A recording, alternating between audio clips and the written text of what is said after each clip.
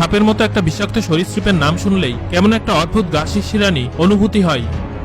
কারণ আমরা প্রায় সকলেই সাপে ভয় পাই, তাই না? যেখানে মাত্র একটা সাপ আমাদের ভয় পাইয়ে দেয়, সেখানে একটা গোটা দ্বীপ শুধু সাপে ভর্তি। শুনলেই কেমন ভয় লাগছে, তাই না? বন্ধুরা, আজ আমরা এই ভয়ঙ্কর দ্বীপটির কথাই আপনাদের বলবো। তাহলে চলুন দেখে নেওয়া যাক আজকের ভিডিওটি। আজ আমরা পৃথিবীর ভয়ঙ্করতম দ্বীপ স্নেক আইল্যান্ডের কথা আলোচনা করব। এই দ্বীপটি এতটাই ভয়ঙ্কর যে এখানকার সরকার এই দ্বীপে মানুষের প্রবেশ নিষিদ্ধ করে দিয়েছে। বন্ধুরা, এখানে আপনি যেদিকেই তাকাবেন শুধুই সাপ দেখতে পাবেন। এই দ্বীপে এত সাপ আছে যে একে স্নেক আইল্যান্ড বলা হয়। এই দ্বীপটির আসল নাম ইলা দা কুইমাডা গ্রান্ডে, তবে স্থানীয় মানুষদের কাছে এটি সাপের দ্বীপ নামেই বেশি পরিচিত। আটলান্টিক মহাসাগরের উপর ব্রাজিলের উপকূলে এই দ্বীপটি অবস্থিত। বাইরে থেকে এই দ্বীপ এতটাই সুন্দর দেখতে যে যে কেউ এখানে বেড়াতে যেতে চাইবেন। কিন্তু আসলে এই দ্বীপটি সত্যিই ভয়ঙ্কর। গবেষকদের মতে দ্বীপটির প্রতি বর্গমিটারে আপনি 1 থেকে 5টা সাপের দেখা পাবেন। স্থানীয় বাসিন্দাদের মতে 1900 থেকে 1920 সাল পর্যন্ত এখানে মানুষের শেষ বসতি ছিল, তাও একটি লাইট হাউসের উপর। এই দ্বীপে একটি লাইট হাউস আছে যা দেখে সমুদ্রের ভাসমান জাহাজগুলো দিক নির্ণয় করে। আর এই লাইট হাউসটির দেখাশোনা করার জন্যই সেই ব্যক্তি তার পরিবার সহ এখানে বাস করতেন। কিন্তু সাপেদের আক্রমণে তার মৃত্যু ঘটে। এরকম আরও একটি গল্প সেখানে প্রচলিত আছে। একবার এক জেলে এই দ্বীপে কলা সংগ্রহ করার জন্য নৌকা করে আসেন, কিন্তু গাছ থেকে কলা কাটার সময় উপর থেকে একটা সাপ এসে পড়ে এবং তাকে কামড়ায়। ওই ব্যক্তি সমুদ্রের তীরে বোটের কাছে পৌঁছানোর আগেই তার মৃত্যু হয়। স্থানীয় লোকেরা তার বোটের কাছে তার মৃতদেহ দেখতে পান।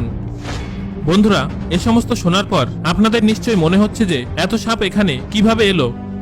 সব সাপের নিশ্চয়ই নিজেদের মধ্যে চুক্তি করে এখানে আসেনি, তাই না? অবশ্য কিছু মানুষ মনে করেন যে এই দ্বীপে বিশাল কোনো গুপ্তধনের ভাণ্ডার আছে। কোনো জলদস্যু একসময় সেগুলো লুকিয়ে রেখে গিয়েছিলেন, আর সেই গুপ্তধনের দেখভাল করার জন্যই তিনি এখানে এত সাপ ছেড়ে দিয়ে যান।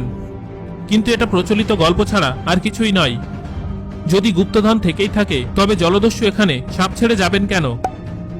কারণ পরে যখন সে নিজে এই গুপ্তধন নিতে আসবে, সাপে তো তাকেও আক্রমণ করবে, তাই না?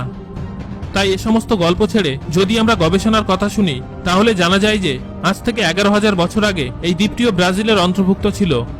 কিন্তু সমুদ্রের জলতল বেড়ে যাওয়ার জন্য দ্বীপটি ব্রাজিল থেকে সম্পূর্ণ আলাদা হয়ে যায়।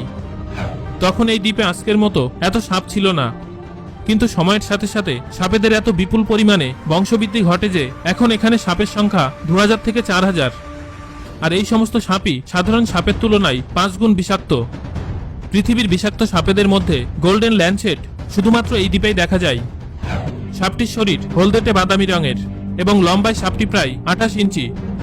তবে কিছু রিপোর্ট অনুযায়ী 46 ইঞ্চি দৈর্ঘ্যেরও কিছু গোল্ডেন ল্যান্ডশেড এখানে পাওয়া যায়।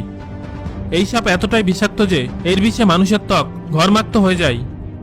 যদি এই সাপ মানুষকে কামড়ায় তবে 1 ঘন্টার মধ্যে মৃত্যু অনিবার্য।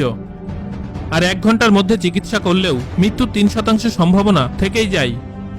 এই সাপের বিষ এতটাই ভয়ঙ্কর যে মানুষের কিডনি কাজ করা বন্ধ করে দেয়, পেশিগুলোকে ক্ষতিগ্রস্ত করে এবং ব্রেন হ্যামারেজ হতে পারে। এই দ্বীপে সাপ ছাড়া আর অন্য কোনো প্রাণী আপনি দেখতে পাবেন না, কেননা যে সমস্ত প্রাণী এখানে বসবাস করত তারাই সাপেদেরই শিকার হয়। ফলে এদের খাদ্যাভাব শুরু হয়, আর সে কারণেই পরিযায়ী পাখিদের এরা শিকার করতে শুরু করে। গাছের পাতার ফাঁকে লুকিয়ে এরা পাখিদের উপর নজর রাখে এবং সুযোগ বুঝে তাদের আক্রমণ করে। এইভাবে যখনই পাখিগুলো এই দ্বীপে প্রবেশ করে, সেই তারাই সাপেদের শিকার হয়। আগস্ট মাস থেকে মার্চ পর্যন্ত এই দ্বীপের উষ্ণতা 19 ডিগ্রি সেলসিয়াস থেকে 28 ডিগ্রি সেলসিয়াস পর্যন্ত হয়।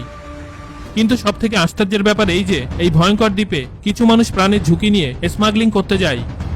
বেআইনিভাবে এই দ্বীপে ঢুকে তারা এই সমস্ত সাপেদের ধরে নিয়ে যায় এবং ব্ল্যাক মার্কেটে বিক্রি করে। বিরল আর অসম্ভব বিষাক্ত হওয়ার জন্য ব্ল্যাক মার্কেটে এই সাপদের দাম অন্তত $10,000 থেকে $30,000। তবে এইভাবে ভয় হয় যে যারা এই সমস্ত সাপ ব্ল্যাক মার্কেট থেকে কেনে, তারা সতর্ক না থাকলে এই ভয়ঙ্কর সাপগুলি আরো নানান জায়গায় তাদের বংশবিস্তার করবে, যা মানুষের জন্য সত্যিই ভয়ঙ্কর। কিন্তু যদি সঠিক কাজে লাগানো যায় তবে আরো একটা ভালো দিক আছে। ঠিক সেভাবেই এই দ্বীপ থেকে আমাদের অনেক উপকারও হয়। এই দ্বীপে যে সমস্ত সাপ পাওয়া যায় তাদের বিষ থেকে বহু জীবনদায়ী ওষুধ তৈরি হয়, যেমন হৃৎপিণ্ডের নানা রোগের ওষুধ তৈরি করা হয়। এই দ্বীপে শুধুমাত্র গবেষক ও নেভির কর্মীরা প্রবেশ করার অনুমতি পান। নেভি থেকে কর্মীরা এই দ্বীপের লাইট হাউসটিকে মেনটেন করার জন্য আসেন।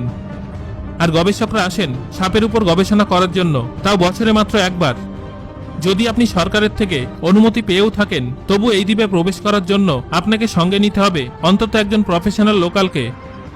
যেহেতু এখানে যত প্রাণী ছিল সবই এই সাপদের শিকার হয়েছে, তাই তাদের খাদ্য অভাবও দেখা দিয়েছে। ফলে গত 20 বছরে সাপেদের সংখ্যা প্রায় 15% কমে গেছে। যাই হোক বন্ধুরা, ধরে নিলাম আপনি সরকারের থেকে এই দ্বীপে ঢোকার অনুমতি পেলেন। আপনি কি সত্যিই যাবেন বিভিন্ন প্রজাতির এই বিষধর সাপেদের দেখতে, নাকি ঘরে বসে ভিডিও বা ছবি দেখে এদের সম্বন্ধে জানবেন? সেটা আমাকে কমেন্ট করে জানান। আর ভিডিওটি কেমন লাগলো সেটাও আমাকে কমেন্ট করে জানাতে ভুলবেন না। আর ভিডিওটি ভালো লাগলে একটা লাইক করুন এবং বন্ধুদের সাথে শেয়ার করুন।